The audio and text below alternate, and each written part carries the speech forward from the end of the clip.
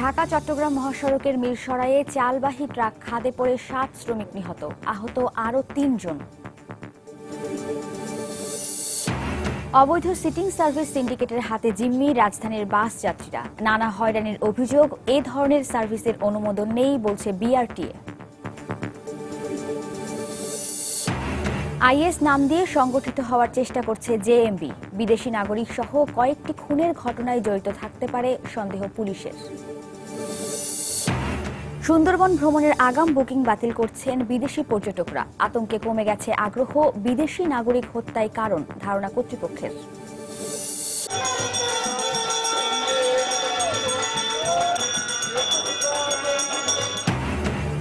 এবং শুভ মহালয়ার মধ্য দিয়ে দুর্গাপূজার আনুষ্ঠানিকতা শুরু। মন্দিরে মন্দিরে চণ্ডী পাঠের মাধ্যমে দেবী দুর্গাকে মর্তে আবাহন জানালেন ভক্তরা।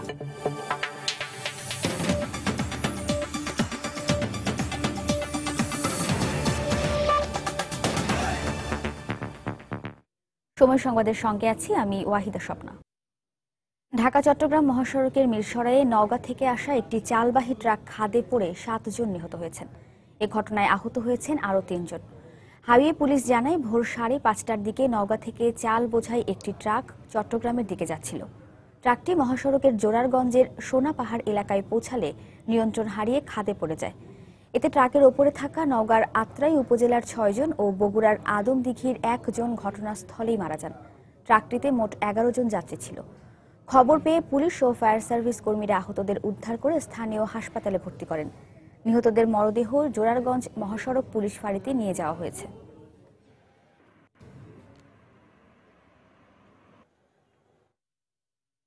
এই মুহূর্তে ঘটনাস্থলে আছেন আমাদের রিপোর্টার বখতিয়ার মুন্না। বিস্তারিত জানতে সরাসরি চলে যাচ্ছি তার কাছে। মুন্না। হ্যাঁ স্বপ্না, যেমনটি আপনি বলছিলেন, এই দুর্ঘটনাটা হয়েছে সকাল ৫:৩০টার দিকে। তো এখানে আমি এখন এই জায়গায় আমি আছি হচ্ছে জোরারগঞ্জ যে মহাসড়ক পুলিশ ফাঁড়ির এখানে আছে। এই পুলিশ ফাঁড়ির এখানে ৬০টি লাশ যারা মৃতদেহ আছে তাদের রাখা আছে। আর এখানে আমার সাথে কথা হয়েছিল যারা এই যে এদের সাথে একসাথে ছিল। মোট নওগাঁ থেকে গতকাল দুপুর বেলা ১টার সময় তারা ওখান থেকে ট্রাকে উঠেছিল এবং প্রতিজনে ২০০ টাকা করে যাত্রী তারা ঠিক করেছে। ট্রাক ড্রাইভারের সাথে কথা বলেছিল, ২০০ টাকা করে তারা চিটাং গিয়ে তাদেরকে পৌঁছে দেবে, তারা ট্রাকের উপরে করে যাবে। তো এইভাবে তারা উঠেছিল ১১ জন। এর মধ্যে ১১ জনের ভিতরে যারা ছিল তারা এখানে যখন ফেনী এসে পৌঁছালো, ফেনী ভোর রাত্রে ৪টা সাড়ে ৪টার দিকে ফেনী ওই ট্রাকটি এসে পৌঁছিয়েছে। তো পৌঁছানোর পরে ওই ট্রাকটার আর এখানকার যারা এখন বেঁচে আছে এই একই ঘটনার সাথে যারা আহত হয়েছিলেন তারা যেটা বললেন যে সেখানে তাদের ফেনী আসার পরে তারা খাওয়া দাওয়া করার পরে ড্রাইভার যিনি মূল চালক ছিলেন, ট্রাকের চালক হেল্পারের কাছে দায়িত্ব দিয়েছেন। তার কাছে ঘুমে ঝিমুনি ছিল বলে ট্রাকের মূল ড্রাইভার সেখানে ট্রাক চালাচ্ছিলেন না। এরপরে ফেনীর পর থেকে এই ট্রাকের যে হেল্পার ছিল সেই হেল্পারের দায়িত্ব ছিল এবং হেল্পারও গাড়িটি যখন চালাচ্ছিল তখন সঠিকভাবে অনেকটা চালাচ্ছিল না, তারা অনুমান করতে পারছিল ট্রাকের উপরে থেকে। আর এই ট্রাকটা করে নওগাঁ থেকে চট্টগ্রামের চাল নেওয়া হচ্ছিল বোঝাই করে। তো ট্রাকটা ওখানে পড়ে গিয়েছে। পড়ে যাওয়ার পরেই তো ঘটনাস্থলেই মারা গেছে ৭ জন। ওই ৭ জনের ভিতরে যারা ছিল এর মধ্যে নওগাঁর হচ্ছে যে আত্রাই থানার উত্তরবিল গ্রামেরই ৬ জন ছিল। আর আরেকটা হচ্ছে যে বগুড়ার কানাইপাড়া এলাকার ছিল আপনার ১ জন। মোট ৭ জন। আর এর মধ্যে এরা সবাই তারা যেটা জানিয়েছিল চট্টগ্রামে কাজের উদ্দেশ্যে, সবাই নিম্নবিত্ত শ্রমিক শ্রেণীর লোক। তারা কাজের জন্যই আসলে মূলত কাজের সন্ধানে তারা ওখানে যাচ্ছিল। তো আর এখানে আমাদেরকে পুলিশের যে মহাসড়ক পুলিশের ফাঁড়ির ইনচার্জ যিনি আছেন ফরিদ উদ্দিন, আমি ওনার সাথে কথা বলেছি। উনি আমাকে যেটা জানিয়েছেন, ওনার কাছে প্রাথমিকভাবে যেটা মনে হয়েছে যে এখানে মূলত যে ঘুমের কারণেই আসলে সে নিয়ন্ত্রণ হারিয়ে ট্রাকটি খাদে ফেলে দিয়েছে। ওখানে ট্রাক ড্রাইভার পালিয়ে গেছে, ট্রাক ড্রাইভারকে এখনো ধরা যায়নি এবং হেল্পারকেও ধরা যায়নি। ট্রাকটা ওনারা উদ্ধার করে এখন জোরারগঞ্জ মহাসড়ক পুলিশ ফাঁড়ির এখানে নিয়ে আসা হয়েছে, লাশগুলো এখানে রাখা হয়েছে। তো এখন যেটা হচ্ছে যে সেটা হচ্ছে যে এখান থেকে লাশের সাথে যারা আত্মীয় স্বজন বা তাদের স্বজন যারা আছেন, স্বজন বলতে যারা সাথে ছিল একই গ্রামের, তারা এখন চট্টগ্রামের অতিরিক্ত জেলা ম্যাজিস্ট্রেটের কাছে একটা আবেদন করেছেন যে ময়নাতদন্ত ছাড়া লাশগুলো তারা ফিরিয়ে নিতে চান, বাড়িতে নিয়ে যেতে চান। তো সেই ক্ষেত্রে আমি আবার এখানকার ইনচার্জ যিনি আছেন ওনাকে জিজ্ঞাসা করেছি তাহলে এই ক্ষেত্রে মামলার সমস্যাটা হবে কিনা, তো উনি বলেছেন না মামলার এই ব্যাপারে কোনো সমস্যা হবে না, ওনারা প্রয়োজনে 24 ঘন্টার ভিতরে যদি ওই পক্ষে যারা নিহত হয়েছেন এদের পক্ষ থেকে মামলা করা না হয় পুলিশ বাদী হয়ে মামলা করবেন এবং চালক এবং হেল্পারকে গ্রেফতারের ওনারা চেষ্টা চালাচ্ছেন এবং খোঁজ খবর নিচ্ছেন। তো এই ছিল আমার কাছে সর্বশেষ। স্বপ্না। দর্শক, ঢাকা চট্টগ্রাম মহাসড়কের মিরসরাইয়ে চালবাহী একটি ট্রাক খাদে পড়ে 7 জন মারা গেছেন এবং আহত হয়েছেন 3 জন। আর এই বিষয়ে দুর্ঘটনাস্থল থেকে আমাদের সাথে বিস্তারিত জানাতে যোগ দিয়েছিলেন বখতিয়ার মুন্না। অবৈধ সিটিং সার্ভিস সিন্ডিকেটের হাতে জিম্মি হয়ে পড়েছে রাজধানীর বাস যাত্রীরা। বেশি ভাড়া আদায়, হয়রানি সহ যাত্রীদের নানা অভিযোগ এই সার্ভিসের বিরুদ্ধে। সম্প্রতি বাস ভাড়া বৃদ্ধির পর যাত্রীদের এই ভোগান্তি বেড়েছে কয়েক গুণ। বাংলাদেশ সড়ক পরিবহন কর্তৃপক্ষ বিআরটিএ বলছে, কোনো অনুমোদন ছাড়াই শুধু বাণিজ্যিক লক্ষ্যে কিছু অসাধু বাস কোম্পানি এই সার্ভিস পরিচালনা করছে। শিগগিরই এর বিরুদ্ধে ব্যবস্থা নেওয়া হবে বলেও আশ্বাস তাদের। বিস্তারিত জানাচ্ছেন সজল দাস।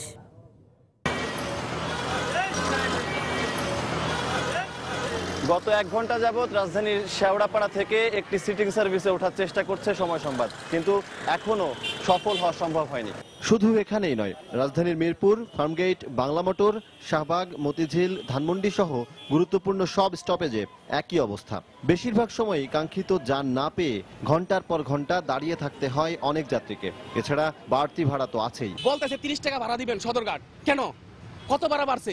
লোকাল গাড়ি কিন্তু এটা, অথচ তারা 12 নম্বর থেকে লোক নিচ্ছে, সীমিত লোক, এবং গায়ে একটা সাইনবোর্ড লাগা রাখছে দাঁড়িয়ে লোক নেওয়া হয় না। প্রথমে ছিল সিটিং, যখন ভাড়া বাড়াইছে ভাড়াটা এস্টাবলিশ করছে, আবার লোকাল বানিয়ে ফেলছে। এখন ভাড়াটা বাড়াইছে, ভাড়া এস্টাবলিশ করবে, এরপরে আবার লোকাল হয়ে যাবে। এটা তো আমাদেরকে জিম্মি করে করা হচ্ছে। মিরপুর 10 নম্বর গোলচত্বর এলাকায় সিটিং সার্ভিস নামে এই বাস সার্ভিসের তদারকিতে আছে বিভিন্ন শ্রমিক ইউনিয়নের নামধারী বেশ কিছু অসাধু ব্যক্তি, যাদের দৌরাত্মে কোণঠাসা সাধারণ যাত্রীরা। ওরা গুলিস্তান, বাংলা মোটর, শাহবাগে ভাড়া ওরা ফার্ম গাড়ি নামাই দিয়ে নিয়ে নিতে আছে। আগে কিছু বললে এতে দেখলেন না, বললো ওই ভদ্রলোকের চান্দি ফাটাই ফেলাবো। মালিক যেটা নিয়ম করছে ওইটাই তো চলতে হবে আমাদের। সিটিং সার্ভিস কি আসলে কি এর কোনো বৈধতা আছে, এমন প্রশ্ন রাখা হয় বাংলাদেশ সড়ক পরিবহন কর্তৃপক্ষ বিআরটি এর কাছে।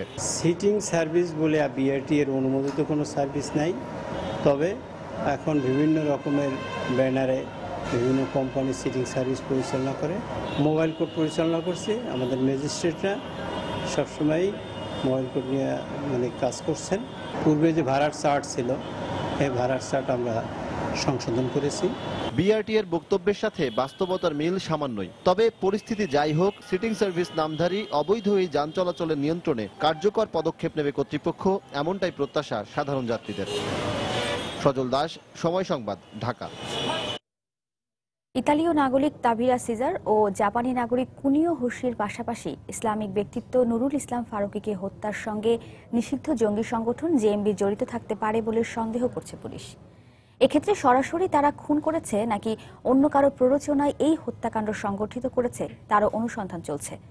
ঢাকার মিরপুর থেকে জেএমবির সামরিক প্রশিক্ষণ কেন্দ্র পরিচালিত হওয়ার তথ্য বেরিয়ে আসায় এই হত্যাকাণ্ডের রহস্য জট খুলতে শুরু করেছে বলে মনে করছে পুলিশ। বিস্তারিত জানাচ্ছেন কমল দে। ঢাকার গুলশানে দুর্বৃত্তদের গুলিতে নিহত ইতালির নাগরিক তাভেলা এবং রংপুরে জাপানি নাগরিক কুনিয়র হত্যা রহস্যের কোনো কুল কিনারা করতে পারেনি আইন শৃঙ্খলা রক্ষাকারী বাহিনী। রহস্যাবৃত রয়ে গেছে গত বছর ঢাকায় নিজ বাসায় সন্ত্রাসীদের হাতে ইসলামী চিন্তাবিদ নুরুল ইসলাম ফারুকী হত্যার ঘটনাও। তবে গত 5 অক্টোবর রাতে চট্টগ্রামের কর্ণফুলী এলাকা থেকে গ্রেনেড ও অস্ত্রসহ জেএমবি সদস্যদের গ্রেপ্তারের পর তদন্ত নতুন দিকে মোড় নিচ্ছে। যে কারণে ঢাকা মেট্রোপলিটন পুলিশের গোয়েন্দা এবং বিশেষ শাখার 2টি দল বর্তমানে চট্টগ্রামে অবস্থান করে তাদের জিজ্ঞাসাবাদ করছে। ফারুকী হত্যা সহ অন্যান্য যারা ইসলামিক মতাদর্শে যারা বিশ্বাসী তাদেরকে যারা হত্যা করছিল এবং 2 বিদেশি হত্যার সাথে এই জেএমবির সদস্যরা জড়িত আছে কিনা এটা আমরা খতিয়ে দেখছি এবং ঢাকার ডিবি টিমও এ ব্যাপারে খতিয়ে দেখছে। রাজধানী ঢাকার মিরপুরে জঙ্গি সংগঠন জেএমবি সামরিক প্রশিক্ষণ কেন্দ্র গড়ে তুলেছে বলে চাঞ্চল্যকর তথ্য পেয়েছে পুলিশ। সেই প্রশিক্ষণে তাদেরকে বিভিন্ন বিষয়ে তাদেরকে ধারণা দেওয়া হয়েছে। প্রথমত আইনশৃঙ্খলা রক্ষাকারী বাহিনী সমূহ আছে তাদের সক্ষমতা সম্পর্কে, তাদের যে কিভাবে তারা কাজ করে সেই বিষয় সম্পর্কে তাদেরকে একটা ধারণা দেওয়া হয়। কাউকে কাউকে সামরিক প্রশিক্ষণ দেওয়া হয়েছে, যে তাদেরকে বিভিন্ন অস্ত্র সম্পর্কে তাদের ধারণা দেওয়া হয়েছে। এদিকে জেএমবি সদস্যরাই আইএস নাম দিয়ে বাংলাদেশে সংগঠিত হওয়ার চেষ্টা করছে বলে মনে করছেন সিএমপি কমিশনার। জেএমবি এখন একটা সমুদ্রের ভিতরে একটা ডুবন্ত তরী, ফলে ওর যারা নাবিক আছে জেএমবির সদস্য, তারা খড়কুটো ধরে বেঁচে থাকার চেষ্টা করছে, কুলে আসার চেষ্টা করছে। কিন্তু জেএমবি হোক, আইএসই হোক বা অন্য ধরনের যত ইসলামী যারা এক্সট্রিমিস্টই হোক, তারা কেউই আমাদের কাছ থেকে পার পাবে না। সিএমপির ঊর্ধ্বতন কর্মকর্তারা জানিয়েছেন, চট্টগ্রামে আটককৃত জেএমবি সদস্যদের কাছ থেকে 2 বিদেশি এবং নুরুল ইসলাম ফারুকী হত্যার ব্যাপারে সুনির্দিষ্ট তথ্য পাওয়া গেলে তাদের জিজ্ঞাসাবাদের জন্য ঢাকায় নিয়ে যাওয়া হবে। কমল দে, সময় সংবাদ, চট্টগ্রাম। সুন্দরবন ভ্রমণের জন্য আগাম বুকিং বাতিল করেছে কয়েকটি দেশের পর্যটকরা, এমনটাই জানিয়েছে খুলনার কয়েকটি পর্যটন ব্যবস্থাপনা প্রতিষ্ঠান। তাদের ধারণা, 2 জন বিদেশি নাগরিক খুনের ঘটনার পরিপ্রেক্ষিতেই হয়তো আতঙ্কিত হয়ে তারা ভ্রমণে আগ্রহ হারাচ্ছেন। অবশ্য পুলিশ বলছে বিদেশিদের নিরাপত্তা ব্যবস্থা নিশ্চিত করা হয়েছে। আরও জানাচ্ছেন তরিকুল ইসলাম।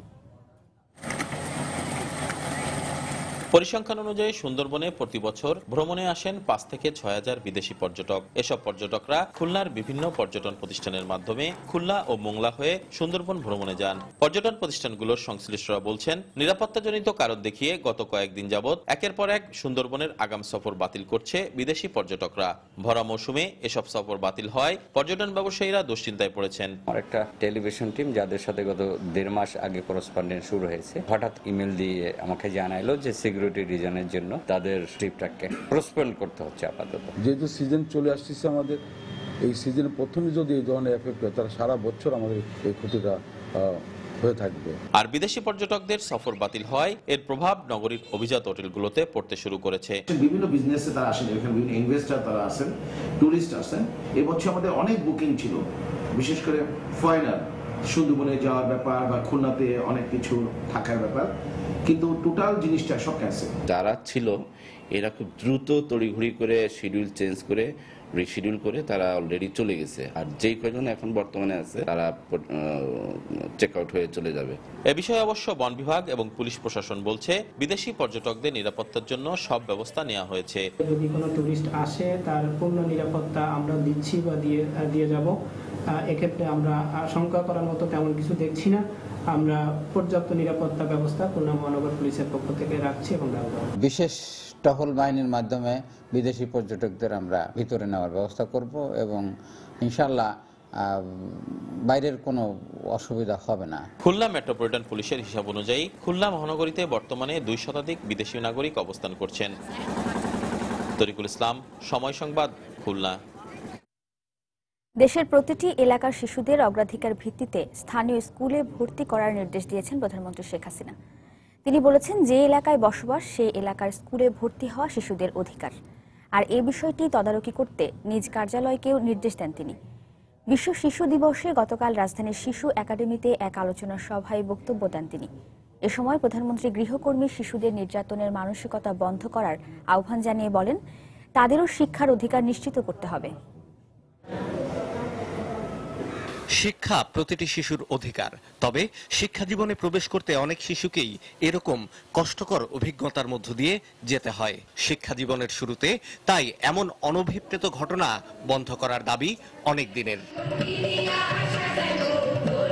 বিশ্ব শিশু দিবসের উদ্বোধনী অনুষ্ঠানে প্রধানমন্ত্রী বলেন, প্রতিটি শিশুর শৈশব হতে হবে আনন্দময়।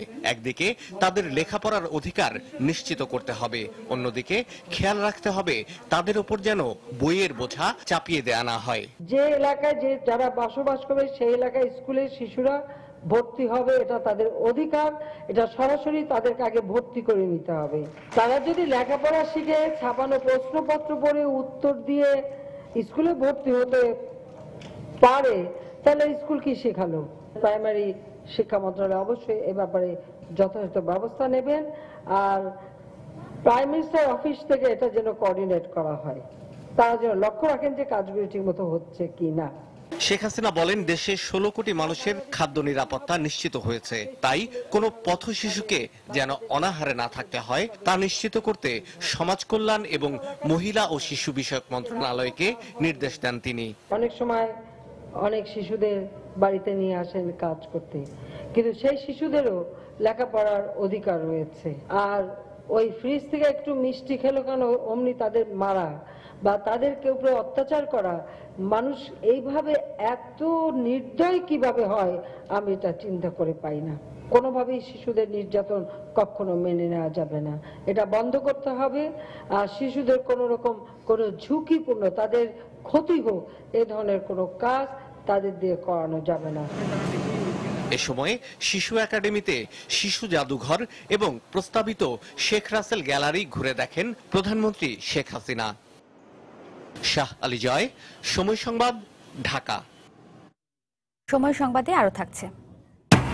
সৌদি আরবের উপত্যকা থেকে এক বাংলাদেশি হাজির গলিত লাশ উদ্ধার, এখনো পাওয়া যায়নি মিনায় নিহতদের লাশ ফিরিয়ে আনার অনুমতি।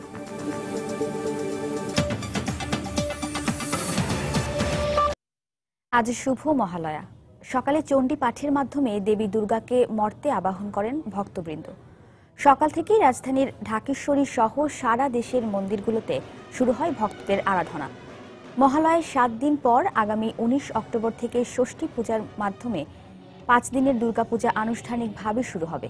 পাশাপাশি মহালয়া উপলক্ষে চণ্ডীপাঠ, চণ্ডী পূজা, আবাহনের সঙ্গীত, ধর্মীয় আলোচনা সভা, ভক্তিমূলক গানের অনুষ্ঠান সহ নানা ধরনের আনুষ্ঠানিকতা পালন করা হয় মন্দিরগুলোতে।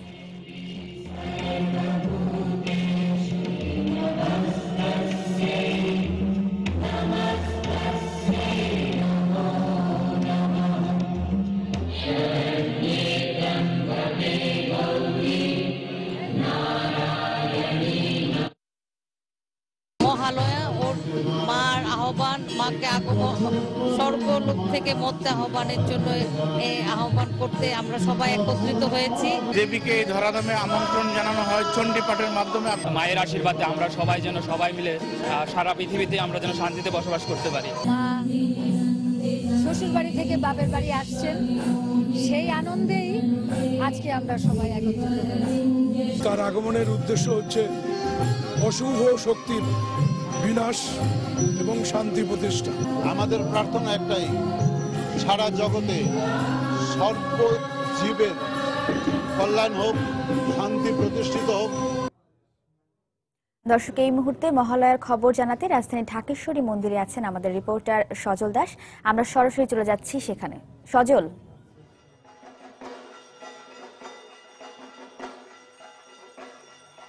শারদীয় দুর্গোৎসবের আজকে আনুষ্ঠানিক খনগণনা শুরু হলো।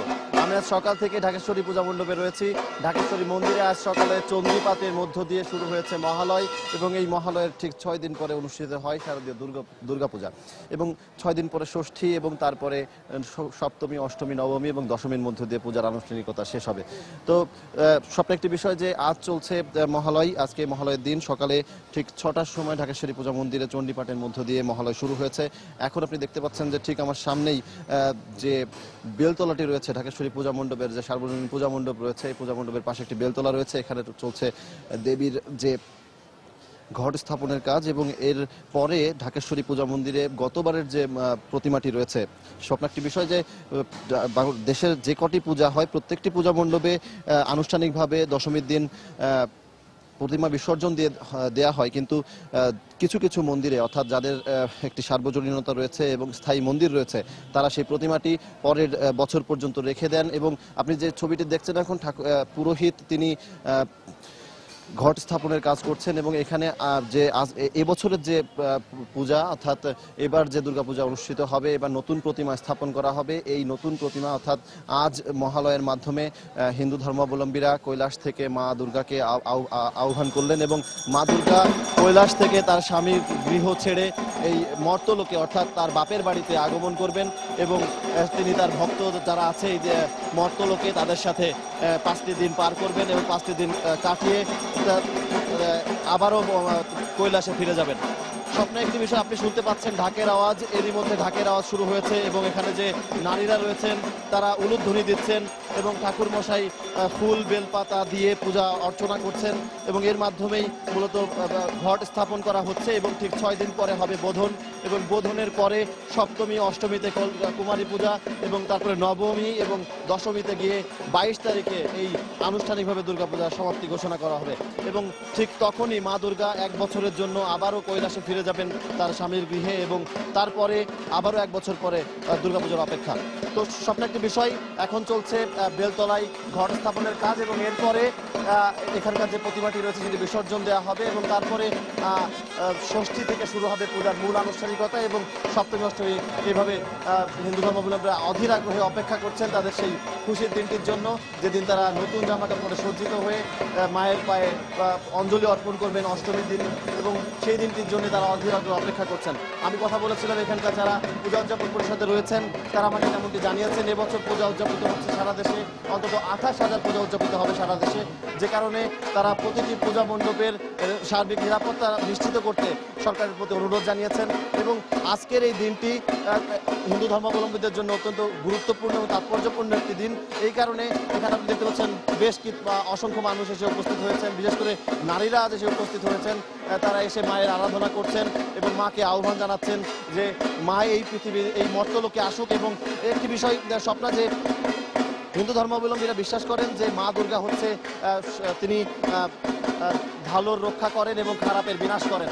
ঠিক একইভাবে মা দুর্গা যেমন অসুরকে বধ করেছিলেন, এখানে অসুর বধ বলতে যেটা বোঝানো হচ্ছে যে তিনি খারাপের নাশ করবেন এবং এই মর্তলোকে যে খারাপ ঘটনাগুলো আছে, যে খারাপ বিষয়গুলো আছে অর্থাৎ সকল পাপীর বিনষ্ট করে তিনি আবারও 5 দিন পরে তার স্বামীর গৃহে অর্থাৎ কৈলাসে ফিরে যাবেন। তো এই ছিল এখান থেকে আমার কাছে সবশেষ স্বপ্না।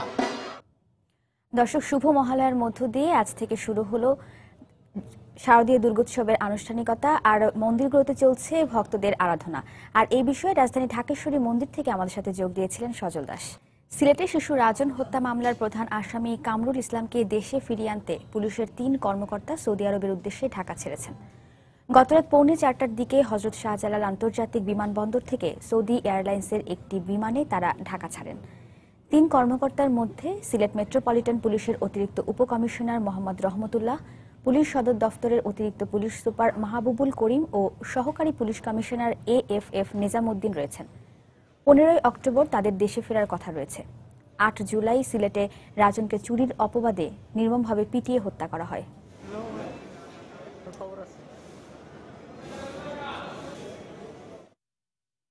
মিয়ানমারের জলসীমা থেকে উদ্ধার হওয়া অভিবাসীদের মধ্যে শনাক্ত হওয়া আরও 103 বাংলাদেশিকে বিজিবির কাছে হস্তান্তর করবে মিয়ানমার সীমান্তরক্ষী পুলিশ বিজিবি। আজ দুপুরে পতাকা বৈঠকের মাধ্যমে তাদেরকে হস্তান্তর করার কথা রয়েছে।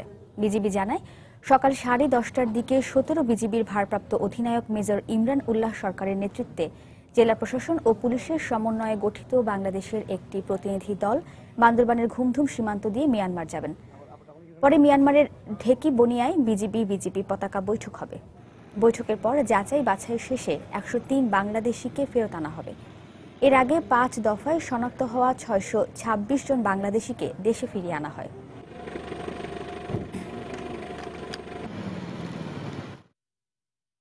সৌদি আরবের মিনার আল মুয়াইসেম উপত্যকা থেকে এক বাংলাদেশি হাজির লাশ উদ্ধার করা হয়েছে। মৃতের বয়স আনুমানিক 40 বছর বলে জানিয়েছে স্থানীয় সংবাদ মাধ্যম আরব নিউজ। হজ পালনকালে তার মৃত্যু হয়েছে বলে ধারণা করছে পুলিশ। দেশটির তদন্ত ও রাষ্ট্রীয় কৌশল ব্যুরোর পাশাপাশি মক্কা পুলিশ ঘটনার কারণ খতিয়ে দেখতে মাঠে নেমেছে। মঙ্গলবার ইহরাম পরা ওই ব্যক্তির লাশ পড়ে থাকতে দেখে পুলিশে খবর দেন স্থানীয় এক বাসিন্দা। পরে লাশের ময়না তদন্তের জন্য মক্কার কিং ফয়সাল হাসপাতালের মর্গে পাঠানো হয়। সেখানকার রিপোর্ট হাতে এলে মৃত্যুর কারণ ও সময় জানা যাবে। মৃতের হাতে থাকা পরিচয়পত্র দেখে তার নাম ও জাতীয়তা সম্পর্কে নিশ্চিত হওয়া গেছে।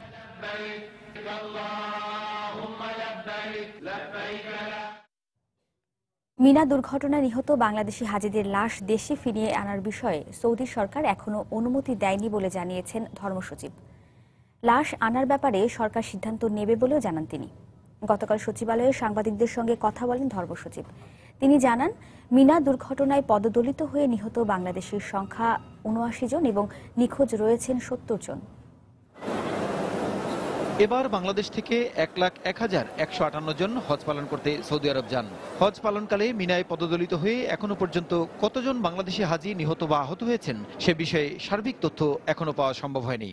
আমি সর্বশেষ আজকে এখান থেকে হজ ব্যবস্থাপনা শেষে দেশে ফিরে সচিবালয়ে এ বিষয়ে সাংবাদিকদের সঙ্গে কথা বলেন ধর্মসচিব চৌধুরী মোহাম্মদ বাবুল হাসান।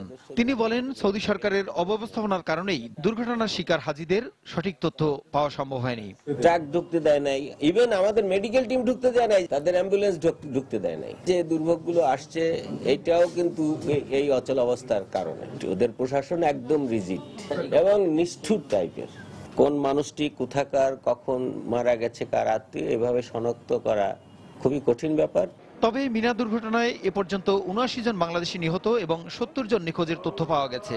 এছাড়া ১২৯ জন হাজির স্বাভাবিক মৃত্যু হয়েছে বলে জানান তিনি। নরমাল হজ যাত্রী যারা মারা গেছে ১২৯ জন, তার ভিতরে পুরুষ ১০৫ জন এবং মহিলা ২৪ জন। মিনার ঘটনার ৭৯ জন মারা গেছে আর 70 এর নিখোঁজ ছিল, এও কমে যাচ্ছে। এদিকে হজ পালনকালে কারো মৃত্যু হলে হাজিদের মরদেহ দেশে পাঠানোর নিয়ম না থাকায় নিহত বাংলাদেশি হাজিদের মরদেহ ফেরত চাওয়ার বিষয়ে সরকার সিদ্ধান্ত নেবে। হজ যাত্রীদের ডেড বডি সাধারণত তারা কোনো দেশে পাঠায় না। সেক্ষেত্রে ইরান একমাত্র ব্যক্তি এই পর্যন্ত তাদের 466 জনের মধ্যে 132 জনের অনুমতি পেয়েছে। অন্য কোন দেশ পেয়েছে বলে আমার জানা নাই, বাংলাদেশও এখনো পর্যন্ত পায় নাই। তো সেই ক্ষেত্রে ফেরত আনতে সরকার চাচ্ছে কিনা এই প্রশ্নটা পররাষ্ট্র মন্ত্রণালয়কে করতে হবে। এ বিষয়ে সোমবার মন্ত্রিসভায় সিদ্ধান্ত হতে পারে বলেও জানান ধর্মসচিব। সমস্ত মেডিকেল টিম। প্রসূন আশিস, সময় সংবাদ, ঢাকা। প্রবাসে বাংলাদেশিদেরকে সুষ্ঠু ধারায় সংগঠিত করার লক্ষ্যে কমিউনিটির সঙ্গে নিজেদের যোগসূত্র দৃঢ় করার উদ্যোগ নিয়েছে নিউ ইয়র্ক পুলিশের বাংলাদেশি সদস্যরা। এরই অংশ হিসেবে তারা গঠন করেছেন বাংলাদেশি আমেরিকান পুলিশ অ্যাসোসিয়েশন। শনিবার তারা নৈশভোজে মিলিত হন কমিউনিটি নেতৃবৃন্দ ও সংবাদ মাধ্যমগুলোর প্রতিনিধিদের সঙ্গে। নিউ ইয়র্ক থেকে শিহাবুদ্দিন কিসলুর পাঠানো তথ্য ও ছবি নিয়ে ডেস্ক রিপোর্ট। দেশের ভাবমূর্তি উজ্জ্বল করে নিউ ইয়র্ক পুলিশ ডিপার্টমেন্টে নারীসহ চাকরি করছেন প্রায় ২৫০ বাংলাদেশি। নিউ ইয়র্ক পুলিশ বিভাগে নিজেদেরকে সুসংগঠিত করতে এবং প্রবাসী বাংলাদেশিদেরকে আরো বেশি সম্পৃক্ত করার প্রত্যয়ে শনিবার তারা গঠন করেছেন বাংলাদেশি আমেরিকান পুলিশ অ্যাসোসিয়েশন বাপা। এদিন পরিবারের সদস্যদের নিয়ে তারা প্রথমবারের মতো কমিউনিটি প্রতিনিধিদের সাথে মিলিত হন বার্ষিক নৈশভোজে। নিউ ইয়র্ক পুলিশের ঊর্ধ্বতন কর্মকর্তারাও যোগ দেন এই আয়োজনে। কিনোট স্পিকার হিসেবে বক্তব্য রাখেন মূলধারার রাজনীতিক মেজবাউদ্দিন। বাংলাদেশি বংশোদ্ভূত পুলিশ কর্মকর্তারাও এই আয়োজনে দিক নির্দেশনামূলক বক্তব্য রাখেন। নিউ ইয়র্ক পুলিশের ডিটেকটিভ ব্রাঞ্চে কর্মরত একমাত্র বাংলাদেশি লেফটেন্যান্ট ওয়ালিউর রহমান বললেন, প্রবাসী বাঙালিদের এই অর্জন গৌরবের। 200 মানুষ এখন না পুলিশ ডিপার্টমেন্টে সাকসেস ব্রিড সাকসেস এর জন্য দেখা আর ধরনের শিখলো and more it's just unbelievable. I feel enthusiastic. I'm amazed by it. New ইয়র্কের প্রতিটি পুলিশ স্টেশনে সুপারভাইজার পদে প্রবাসী বাঙালিরা জায়গা করে নেবে এমন স্বপ্ন লালন করেন ইন্টেলিজেন্স বিভাগে কর্মরত তরুণ Bangladeshi sergeant Suman. Definitely it's a great feeling. আমরা বাংলাদেশি পুলিশ অফিসার আগে তেমন একটা বেশি ছিলাম না, এখন within last 5-7 years অনেক হয়ে গেছে। এখন তো মোটামুটি প্রত্যেক প্রিসিডেন্টে আমাদের একজন পুলিশ অফিসার করে আছে।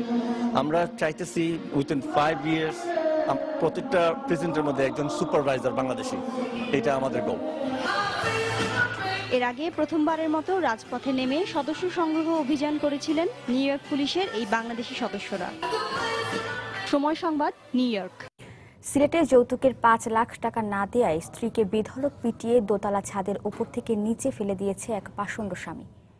তবে ভাগ্যক্রমে বেঁচে গেলেও অনেকটা পঙ্গু অবস্থায় ওসমানী মেডিকেলের বেডে কাতরাচ্ছেন রোজিনা আক্তার নামে ওই নারী। এ ঘটনায় অভিযুক্ত সাগর পলাতক থাকলেও তার এক ভাইকে গ্রেফতার করেছে পুলিশ। জিগেন সিংহের তোলা ছবিতে বিস্তারিত জানাচ্ছেন ইকরামুল কবির। সিলেট নগরীর ১৩ রতন এলাকার রোজিনা আক্তারের সাথে সুনামগঞ্জের জগন্নাথপুরের আব্দুর রহমান সাগরের বিয়ে হয় ৩ বছর আগে।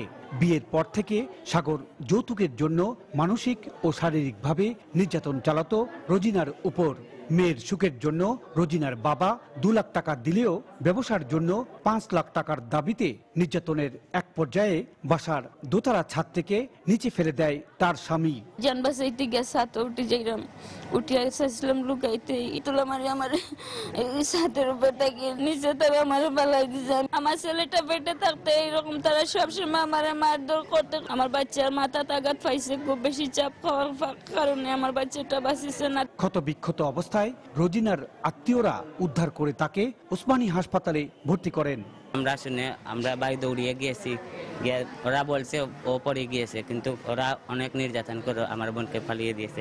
রোজিনার হাত পায়ের 3 স্থানে ভেঙে গেছে বলে জানালেন এই চিকিৎসক। এক্সরে করার পরে আমরা দেখলাম যে ওই রেডিয়াস, ওইটা লোয়ার এন্ডে ওটার ফ্র্যাকচার আছে, এই হাতেও ফ্র্যাকচার আছে এবং পায়েও এটার ফ্র্যাকচার আছে। উপর থেকে পড়লে যেটা ফ্র্যাকচারটা সাধারণত হয়।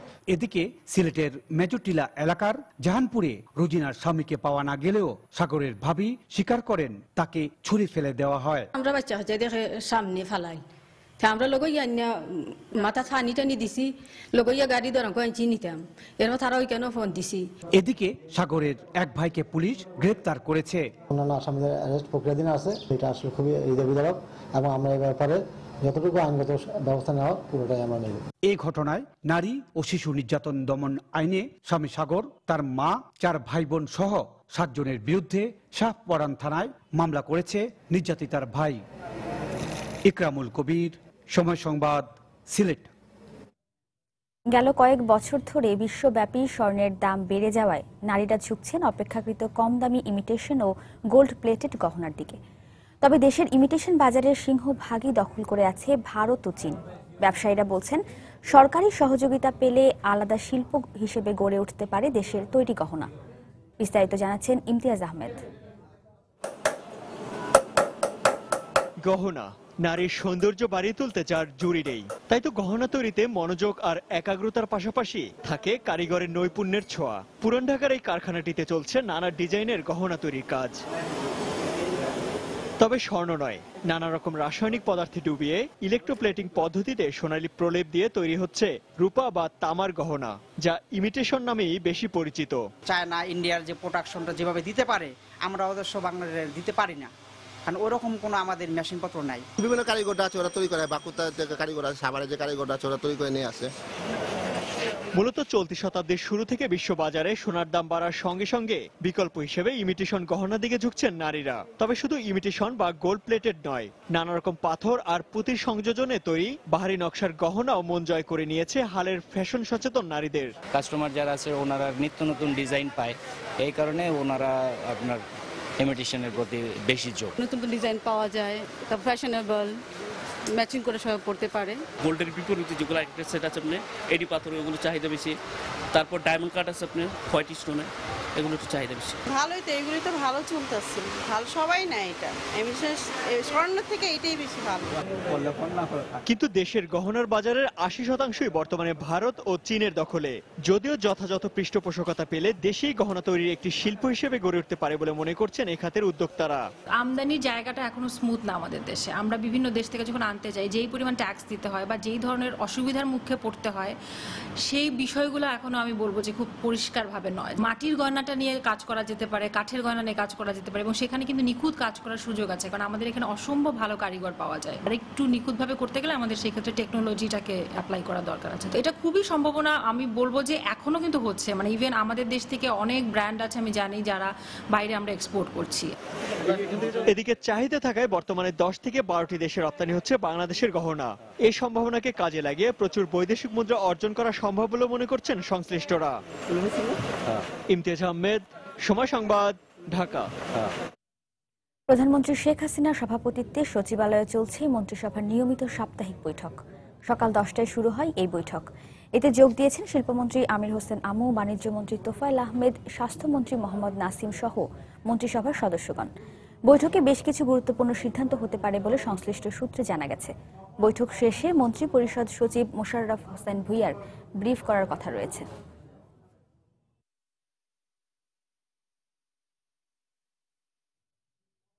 নরসিংদীতে পুরো দমে চলছে সনাতন ধর্মাবলম্বীদের সর্ববৃহৎ ধর্মীয় উৎসব শারদীয় দুর্গাপূজার প্রস্তুতি। দেবী দুর্গাকে দৃষ্টিনন্দন ও আকর্ষণীয় করে তুলতে দিন-রাত রং তুলির আঁচড়ে ব্যস্ত সময় কাটাচ্ছেন প্রতিমা শিল্পীরা। মণ্ডপে মণ্ডপে চলছে সাজসজ্জার ব্যাপক আয়োজন। কাউসার আহমেদের তোলা ছবি ও আশিকুর রহমান পিয়ালের পাঠানো তথ্য নিয়ে ডেস্ক রিপোর্ট। নীল আকাশে সাদা মেঘের ভেলা, নদীর তীরে বন জঙ্গলে কাশফুলের শুভ্রতা শারদীয়া বার্তা জানান দিচ্ছে দুর্গার আগমনী খবর। তাই হয়তো প্রকৃতি সেজেছে শারদীয় শুভ্রতায়। শিল্পীর হাতের ছোঁয়ায় একটু একটু করে দুর্গা সেজে উঠছে আপন ঐতিহ্যে। প্রায় শেষ পর্যায়ে প্রতিমা তৈরির কাজ। এখন চলছে রঙের প্রলেপ ও অঙ্গসজ্জা।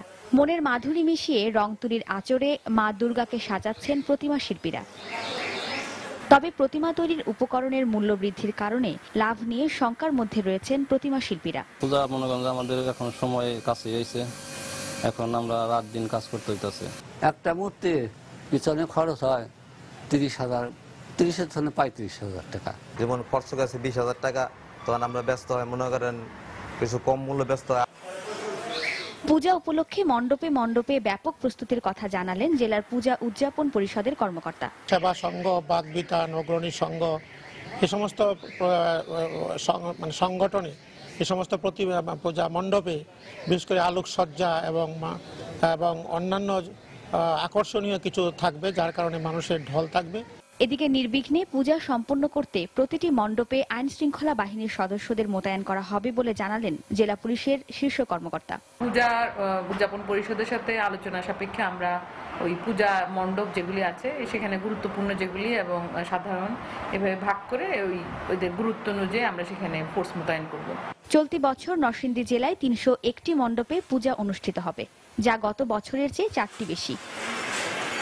সময় সংবাদ, নরসিংদী। সনাতন ধর্মাবলম্বীদের সবচেয়ে বড় উৎসব শারদীয় দুর্গাপূজাকে কেন্দ্র করে জমজমাট হয়ে উঠেছে রাজধানীর শপিং মল আর বিপণী বিতানগুলো। বাজারে পোশাকের কালেকশন আর দাম নিয়ে রয়েছে মিশ্র প্রতিক্রিয়া। ভিড় কম থাকায় স্বাচ্ছন্দ্যে কেনাকাটার সুযোগ পাওয়ায় স্বস্তি প্রকাশ করেছেন ক্রেতারা। আর এবছর ঈদ আর পূজা একসঙ্গে না হওয়ায় ব্যবসায়ীরাও আছেন খোশ মেজাজে। বেচাকেনার লক্ষ্য পূরণে এবার অন্তত কোনো সমস্যা হবে না বলে মনে করছেন তারা। জুবাইর ফয়সালের রিপোর্ট। সাদা মেঘের ভেলা আর শরতের কাশফুলের স্নিগ্ধতার আমেজ নিয়ে আসছে শারদীয় দুর্গাপূজা। মণ্ডপ প্রতিমা সাজানোর পাশাপাশি এখনকার আয়োজনে যোগ হয়েছে সাজ পোশাকের খুঁটিনাটি। পূজা চলে কয়েকদিন ধরে, তাই অনেকেরই লক্ষ্য থাকে একাধিক পোশাক কেনার। স্বাদ আর সাধ্যের সমন্বয় ঘটিয়ে দেবী দুর্গাকে নতুন পোশাকে বরণ করাতেই যেন উৎসবের সার্থকতা। শপিং মল আর বিপণী বিতানগুলোতেও দেখা গেল শারদীয় উৎসবের রং। অন্যান্য পুজোতে যেমন ঈদ পূজা একসঙ্গে হওয়াতে একটু চাপটা বেশি থাকে, এবার সেটা নাই। দোকানদাররা তো দাম একটু বেশি চায়, বার্গেনিং করে আর কি নিজেদের সীমার মধ্যে নিয়ে আসতে হয়। নতুন কালেকশন মোটামুটি ভালোই আছে, শাড়ি কিনলাম, সালোয়ার কামিজ দেখতেছি। সবার টার্গেট থাকে যে প্রতিদিনই যদি নতুন পোশাক পরতে পারি, আর আমাদের যার যেরকম সাধ্য আছে ওই অনুযায়ী চেষ্টা করি ফ্যামিলি সবার জন্য নতুন পোশাক দেওয়ার জন্য। এটার একটা অন্যরকম আনন্দ আসলে ভাষায় প্রকাশ করা যায় না। এটা পূজা উপলক্ষে ফ্যাশন হাউস, শপিং মল বা ফুটপাত সবখানেই রয়েছে বিশেষ আয়োজন। এবছর Jayashree silk, semi dupion, Andy cotton, Mirpur কাতান শাড়ির পাশাপাশি সুতি সালোয়ার কামিজের চাহিদাই বেশি বলে জানালেন বিক্রেতারা। পূজাকে কেন্দ্র করে নেয়া ব্যবসায়িক লক্ষ্য পূরণে অনেকটাই সফলতা পেয়েছেন বলে মনে করছেন তারা। শুক্র শনিবারেও দেখেছি ভালো কাস্টমার এসেছিল এবং ভালো বেচা কেনা হয়েছে। সেই হিসাবে আমাদের পূজাকে উপলক্ষ করে ভালো কালেকশন রাখা হয়েছে। আশা করি যেহেতু শুরুর দিকে ভালো যাচ্ছে, শেষ পর্যন্ত আরো ভালো হবে। ঈদ এবং পূজা একসাথে, তো ঈদের সময় তো আমরা মনে করি যে অনেক কাস্টমারই থাকে, বোঝা যাইতো না। এখন কিন্তু বোঝা যাচ্ছে যে ঈদে আমাদের খুব সুন্দর বেচা কিনা হয়েছে, এখন পূজা তো হচ্ছে আমাদের আলহামদুলিল্লাহ, আমরা খুব ভালো বেচা কিনা করতেছি। পূজা শুরু হতে এখনো বাকি সপ্তাহখানেক, শেষ মুহূর্তে বেচাকেনা আরো বাড়বে এমন চিন্তা করেই নতুন করে পোশাক সামগ্রী আমদানির কথাও জানালেন ব্যবসায়ীরা। জুবাইর ফয়সাল, সময় সংবাদ, ঢাকা। ফেনীর সমুদ্র উপকূলীয় সোনাগাজী চরাঞ্চলে সংসারের হাল ধরতে গিয়ে মাধ্যমিক পর্যায়ের শিক্ষা প্রতিষ্ঠানগুলো থেকে ঝরে পড়ছে কয়েক হাজার কিশোর কিশোরী। এতে পাঠ্যপুস্তকে প্রজনন এবং যৌন স্বাস্থ্য বিষয়টি থেকে বঞ্চিত হচ্ছেন তারা। আর এই বিষয়টিতে এখনও তাদের নির্ভরতা পরিবারের ওপর। এদিকে বঞ্চিতদের জন্য বিশেষ প্রকল্পের পরামর্শ স্বাস্থ্য শিক্ষা বিভাগের। জুলহাস তালুকদারের ক্যামেরায় বিস্তারিত জানাচ্ছেন বখতিয়ার মোনা।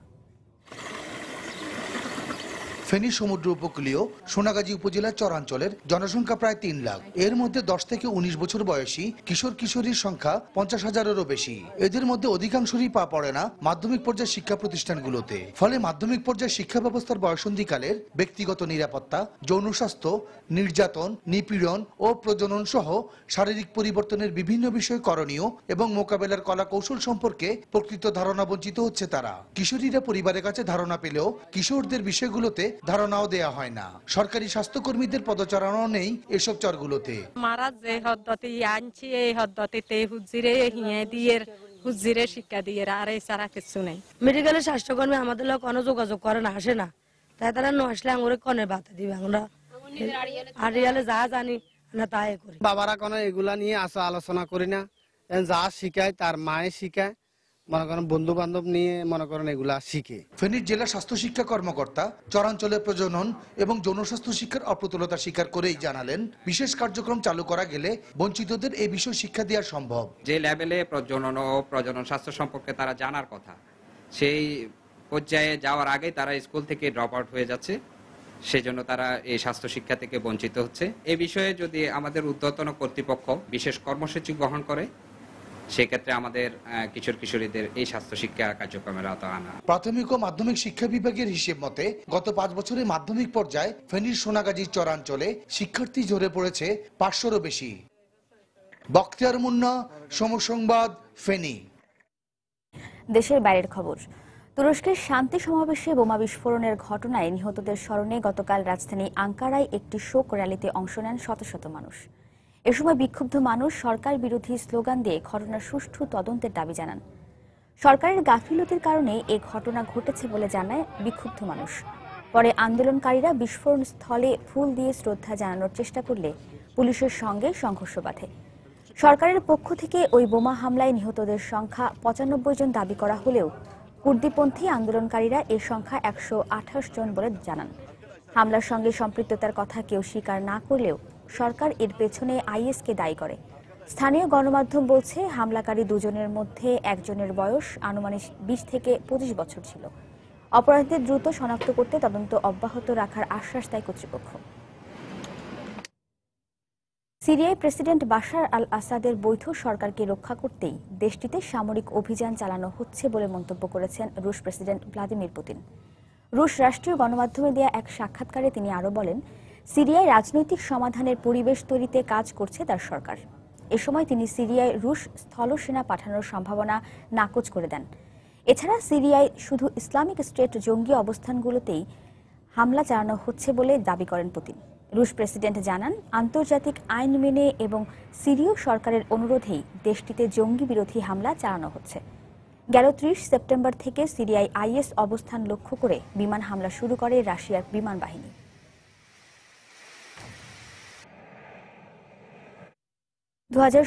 ইউরো বাছাই পর্বের খবর।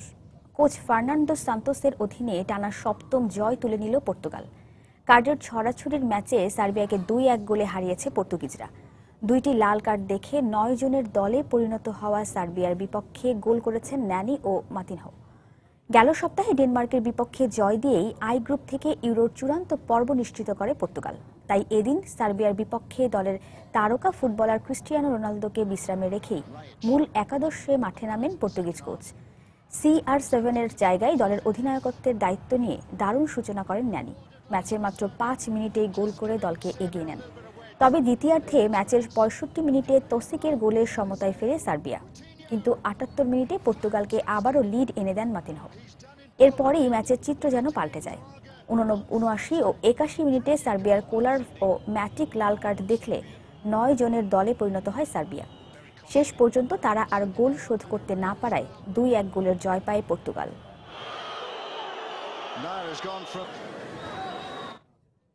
এ পর্যায়ে শীর্ষ সংবাদগুলো জানিয়ে দিচ্ছি আরেকবার। ঢাকা চট্টগ্রাম মহাসড়কের মিরসরাইয়ে চালবাহী ট্রাক খাদে পড়ে 7 শ্রমিক নিহত, আহত আরও 3 জন।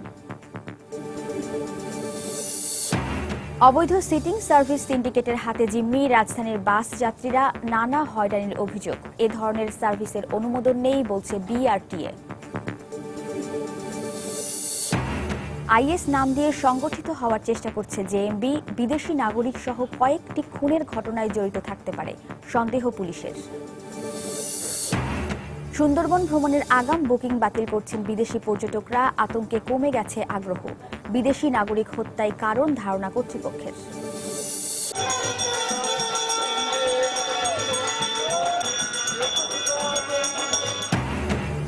এবং শুভ মহালয়ার মধ্য দিয়ে দুর্গাপূজার আনুষ্ঠানিকতা শুরু। মন্দিরে মন্দিরে চণ্ডী পাঠের মাধ্যমে দেবী দুর্গাকে মর্তে আবাহন জানালেন ভক্তরা। এই ছিল এখনকার মতো। যে কোনো খবর পেতে ভিজিট করুন সময়নিউজ.tv। যে কোনো বাংলা লিংক, রবি ও সিটিসেল নম্বর থেকে সময় সংবাদের খবর, অনুষ্ঠান সম্পর্কে জানতে এবং যে কোনো তথ্য সময় সংবাদকে জানাতে ডায়াল করুন 16242 নম্বরে। এছাড়া এইমাত্র পাওয়া খবর মোবাইলে পেতে SMS করুন *SN লিখে পাঠিয়ে দিন 16242 নম্বরে। আর সঙ্গে থাকুন সময়।